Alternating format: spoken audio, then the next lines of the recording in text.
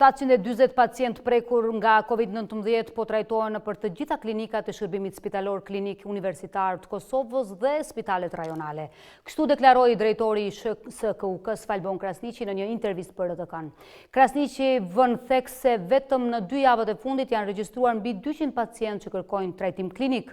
Nga ta 509 janë me oksigenoterapi, ku 36 prej tyre janë në gjendje më të rënduar.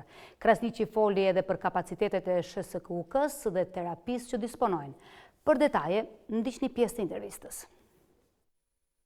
Kemi regjistruar 210 pacient më shumë se sa që i kemi pas me datën 1 mars. Me 1 mars i kemi pas 520 pacient, të shtrirë 525, ndërka që sot i kemi 740. Pra kemi një rritje të shpejt, 509 pacient i kemi në oksigenoterapi të vazhdueshme, konsiderohet gjendja më e rënduar, ndërkohë që nga ta i kemi 36 në për repartet e kujdesit intenziv, 9 prej tyre janë të intubuar, pra të lidhur për aparat respirator, dhe 27 tjerë me metodën e frymëmarrjes artificiale të asistuar përmes ashtu quajturës metodën CPAP. Pra 36 i kemi në gjendje do të quajë kritike. Të kemi mbi 200 pacient më shumë vetëm brenda 15 ditëve është me të vërtetë shqetësuese për neve, dhe nëse vazhdon ky trend edhe javët e ardhshme, atëherë ne si spitale do të gjendemi para sfidave jashtëzakonisht të mëdha dhe sfidave serioze. Çdo rritje numrit të rasteve që kërkojnë trajtim spitalor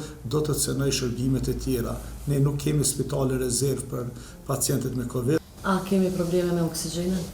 Kemi arritur që të instalojmë rezervuare të oksigjenit në spitalin e Gjilanit, të Gjakovës, të Pes, Mitrovicës dhe të Prizrenit më herët, ndërkohë që po ashtu edhe në SKUK kemi rrit kapacitetin një rezervuari prej 10.000 në 20.000 litra oksigjen.